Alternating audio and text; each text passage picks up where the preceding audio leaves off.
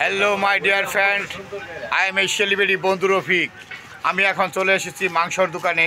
এই মাংসর দোকানটি কোথায়, কি অবস্থায় আছে এবং কি মাংস বিক্রি করে এবং মাংসর দাম কমছে কিনা বাড়ছে সেই সম্পর্কে আপনারা জানতে পারবেন। চলে আসুন আমাদের এই মাংসর দোকানে বন্ধু রফিকের সাথে।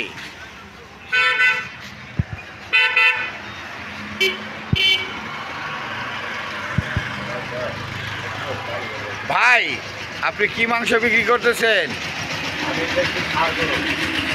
ষাড় গরুর কোনো প্রমাণ দেখাতে পারবেন? প্রমাণ আছে, এই যে ষাড় গরুর বিচি আছে। ষাড় গরুর বিচি আছে, ষাড় গরুর প্রমাণ না, এই যে লাল মাংস। আচ্ছা ভাই, আপনি মাংস কত করে বিক্রি করতেছেন? মাংস বিক্রি করতাম 750, এখন বেশি 700 টাকা। ষাড় গরুর গোস 1 নম্বর দেশি গরু। আমি গাই বকন জব করি না, আমি সবসময় ষাড় গরু জবাই করি। আচ্ছা ঠিক আছে, ইনশাল্লাহ। এই জন্য 700 টাকা করে বিক্রি করতে হবে, 50 টাকা করে কম দিই।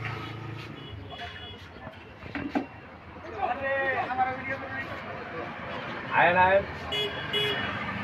সকাল আগে 2 কেজি মাংস নিয়ে গেছি, আর 2 কেজি মাংস নেওয়ার জন্য আসলাম। যাক, ভালোই।